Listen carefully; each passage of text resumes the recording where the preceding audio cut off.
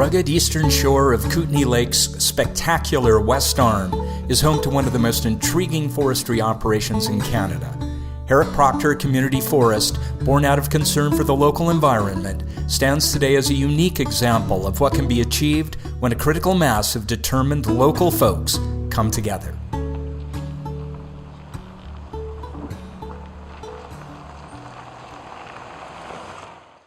The community had always been really concerned about industrial logging. They weren't anti-logging per se, but there had been a watershed organization here since the 70s, the late 70s, concerned about clear cuts in the watershed, concerned about safety on the narrow roads, the capacity of the ferry to handle logging trucks, timing with school buses. There was a whole list of concerns. That grew into the Alaska Creek West Arm Wilderness protest to try and keep industrial logging out of Nelson's watershed and the Harrop-Alaska Creek watershed. And so it turned into a park request to the government. It was kind of born out of a parks campaign. I worked on that campaign. It was in the 90s. There was a strategy going on in BC that was allocating a bunch more parkland, and we had included the piece of land from Nelson to Creston basically as a park proposal, and we were successful in achieving that, except for the Harrop-Procter watersheds were excluded. So now it's not a park, and we're not likely to get a park after 5 years of wanting one. So what is the next step? So at that point, there was an NDP government. They were kind of toying with the idea of community forest pilot program.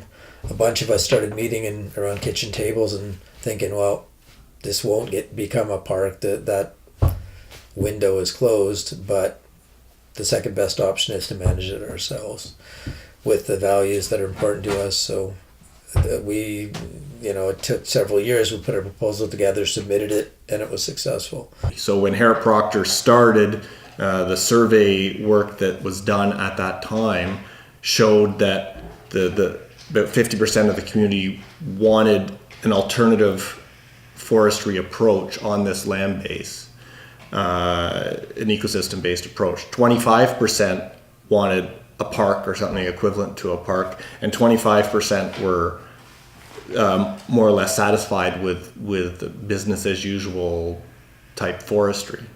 So we started with sort of 50% sort of in the middle as a third way kind of approach between a park and standard industrial forestry. And I sort of think of our mandate now is to be growing that support level from a theoretical 50% at the beginning before we even started to 80, 90%.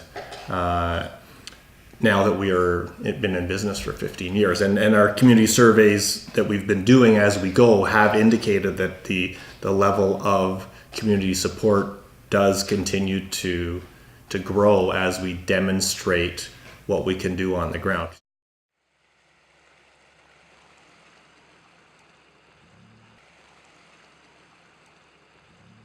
When forestry occurs in a community's backyard, and forestry operations are controlled by that community, the values that govern its activities are different than those that drive large-scale industrial forestry. Harrop-Procter Community Forest's value proposition is a case in point. The logic of our ecosystem-based management approach is you keep the land intact, the ecosystem healthy and functioning, and from that you can take your resource in smaller quantities, but perpetually. That's the hope. That's the belief. Ecosystem-based planning looks at the entire landscape, and it decides what to keep before what to take, which is the reverse of how forestry is normally done. You end up collecting a lot of sub-studies in order to feed into an ecosystem-based plan, and then the management plan for where you can harvest and do human-centered activities comes out of all those net downs. It really looks at the ecosystem and says, what will you allow me to take and still keep functioning? Harrop-Procter's ecosystem-based approach may make sense, but it's far from typical, as Eric Leslie and Rami Rothkop explain.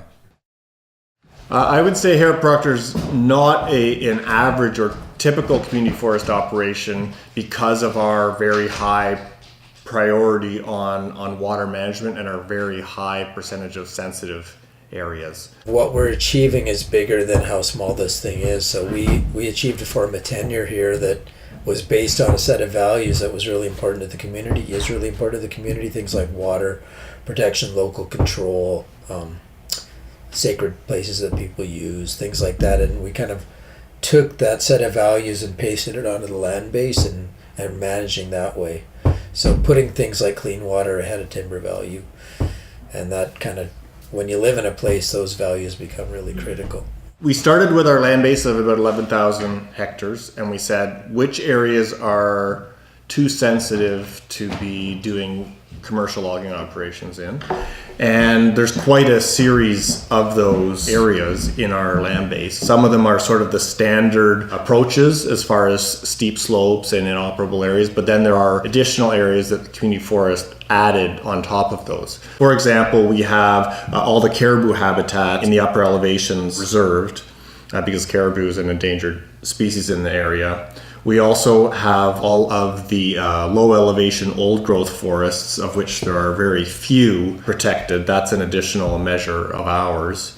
We have all of the areas that are economically inoperable removed, and then we took a more cautious approach to operability because a lot of areas in the Kootenays are mapped as operable, but when you really get down to it, it's not ecologically, economically, socially really worth going in there or realistic that you ever would.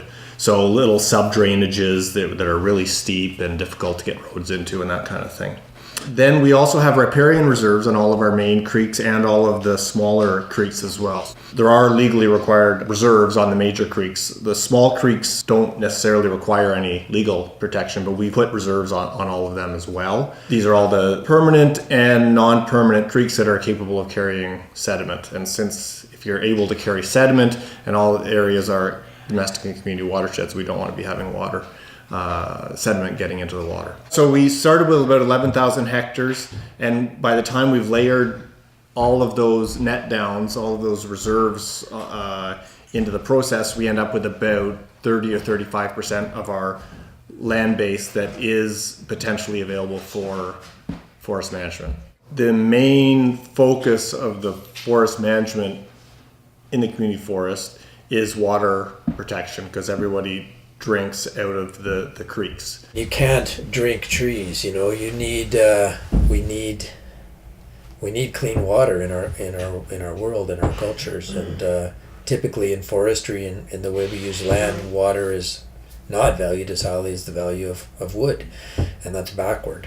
You know, it should be. You need healthy ecosystems, sustain economies and cultures and so on. Generally in BC, it's about maximizing profit and minimizing cost. In my opinion, there's cost to that, not only environmentally, but you know, we're obsessed with this throughput thing where wood just keeps going through the system, and you know, what about the environmental costs of harvesting too much, and you know, where are the jobs going, those kinds of things. So kind of rejigging the values to emphasize, you know, jobs per cubic meter and environmental protection.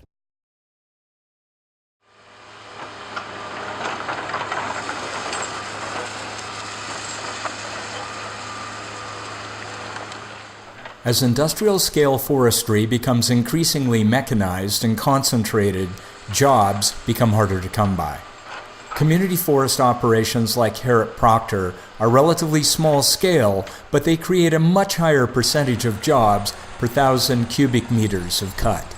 The jobs have grown over the years and pretty much fulfilled what our business plan predicted in the beginning, which is pretty interesting for a group of people that are just supposing. You sit down and in a very calculated way try to suppose what the jobs might be. So I'm the forest manager. I live nearby. All of our loggers and road builders are from the local area, many of them from Harrop-Procter itself. So the road builder who built this spur road in here last month, Dozenbergers live just like 2 miles that way. And Gord Hale, who's running the excavator right there and is logging the block, lives 1 mile that way. So we have a lot of local contractors who work for us, who live in the Harrop-Procter area and in the broader West Kootenay area. We don't plant a lot of trees because we do a lot of high retention logging and we get a lot of natural regeneration. But when we do plant trees, we have a local tree planting contractor from the Nelson-Weimer area who currently does our planting. And if we do any brushing, that would also be the case. Our trucker lives, who we just saw there, is just hauling. He lives just over there across the river. So basically all the people working in the woods are quite local. My name's Gord Hale, and I live just out of eye shot from where we're currently working. I have a wife and 4 kids. 2 are moved out, so I got 2 little ones there still. So it's really nice to be around for that, where a lot of my peers and stuff, they're displaced and all over the province and beyond. So working here has been a real treat, so it's really nice that way. To speak about employment numbers, the kind of forestry that we do does require a fair bit of extra planning work, and logging takes a little longer, and we're not a high production kind of outfit, so the number of jobs per 1,000 cubic meters or per cubic meter is higher in the woods as well as at the mill. It's much higher at the mill, but it's probably twice the provincial average in the woods side as well because of our style of logging. It's not just great big clear cuts, which is more efficient, but from a strict economic production view, but it is not suited to to our management style. It's local jobs, but it's also a higher number of jobs per cubic meter. Having the number of full-time jobs that are there now and still being able to make all of your payments, I think that is what the aspiration was in the beginning.